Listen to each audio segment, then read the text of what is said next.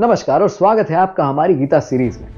पिछले एपिसोड में हमने 10वें श्लोक के साथ साथ भीष्म के जन्म की कहानी को जाना कि किस प्रकार प्रभास नामक एक वसु का जन्म ऋषि वशिष्ठ के श्राप की वजह से मनुष्यों के बीच होता है। पिछले एपिसोड में हम शांतनु, गंगा देवी और उनके नवजात पुत्र को गंगा के तट पर छोड़ आए थे। तो चलिए वहीं चलते हैं और देखते हैं कि आगे क्या होने वाला है।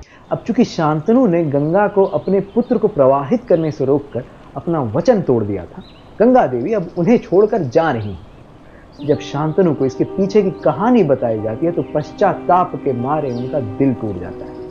अगर आपने हमारा पिछला वीडियो नहीं देखा तो उसे जरूर देख लें। गंगा अपने पुत्र का नाम रखती है देवव्रत।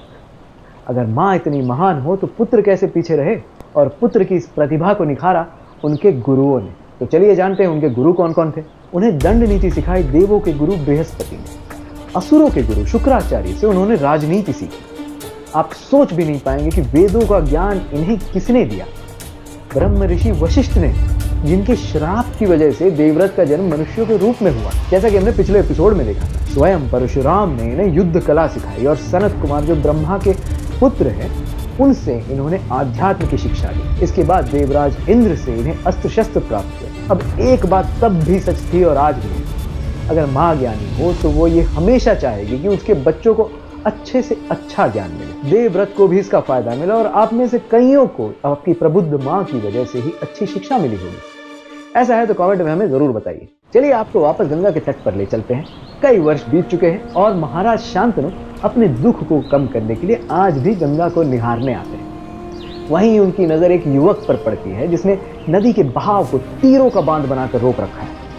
उन्हें उसे पहचानने में देर नहीं लगती और वो गंगा देवी से याचना करते हैं कि उनका पुत्र उन्हें लौटा दे। तभी वहां गंगा देवी प्रकट हो जाती और देवव्रत को अपने पिता के हाथों सौंप देती। शांतनु देखते हैं कि आज भी वह उतनी ही सुंदर है जैसे कि वह कई वर्षों पहले थी, जैसे समय का उन पर कोई प्रभाव ही न पड़ा।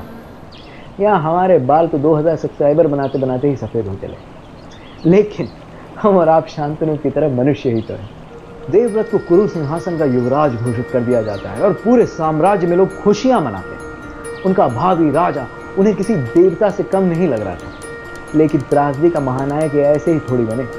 एक दिन शांतनु यमुना के तट पर सैर कर रहे थे जब उनकी नजर पड़ती है एक अत्यंत ही सुंदर मछुआरन पर, जिसका नाम था सत्यवती। ये शांतनु हमेशा नदियों के तट पर क्या करते रहते हैं, करते जो भी थे, लेकिन इन्हें इस बार फिर से प्रेम हो गया। सत्यवती के पिता ने शर्त रखी कि वो अपनी पुत्री का विवाह तभी कराएंगे जब उसके पुत्रों को युवराज बनाया जाएगा। देवव्रत को इस पद से हटाने के बारे में शांतनु सोच भी नहीं सकते थे, इसलिए भारी मन से वह लौट आए। जब देवव्रत को अपने पिता के दुख का कारण पता चला तो वो सीधे सत्यवती की कुटिया में पहुंचे, जहां उसके पिता चावल और मछली खा रहे थे। क्या आपको ये जानना जरूरी था कि वो क्या खा रहे थे? अरे पता नहीं, हमें पता चला तो हमने आपको बता दिया।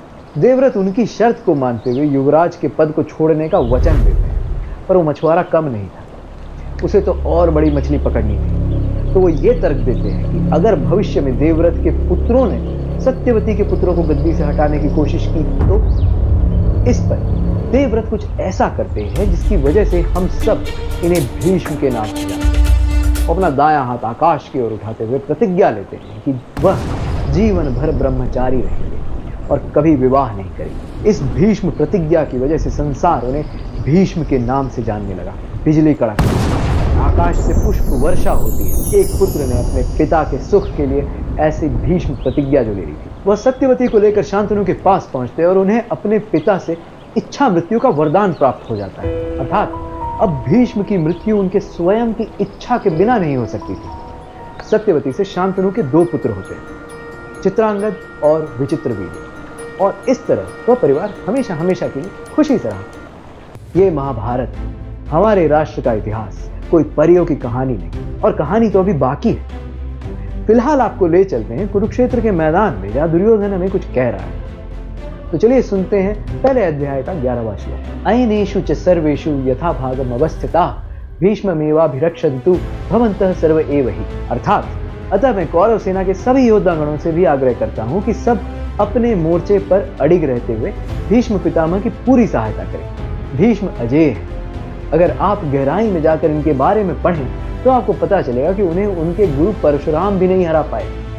उस द्वंद्व युद्ध में ना कोई जीता था और ना कोई हारा था, ना ही वो अपनी इच्छा के बिना मर सकते थे। तो ऐसे कौरवों को कोई कैसे हरा सकता था? दुर्योधन अपने पक्ष से लड़ने आए उन सभी लोगों से इस महान योद्धा का साथ देने की अपेक्षा कर रहा है और उन्हें अपने मोर्चों पर अड़िग रहने को कह रहा है। इसी के साथ हमें आज्ञा दीजिए। इस श्रृंखला में जुड़े रहने के लिए हमें सब्सक्राइब करना ना भूलें। मिलते हैं अगली कड़ी में, जहां हम पितामह भीष्म की कहानी को आगे बढ़ाएंगे। धन्यवाद और जय हिंद।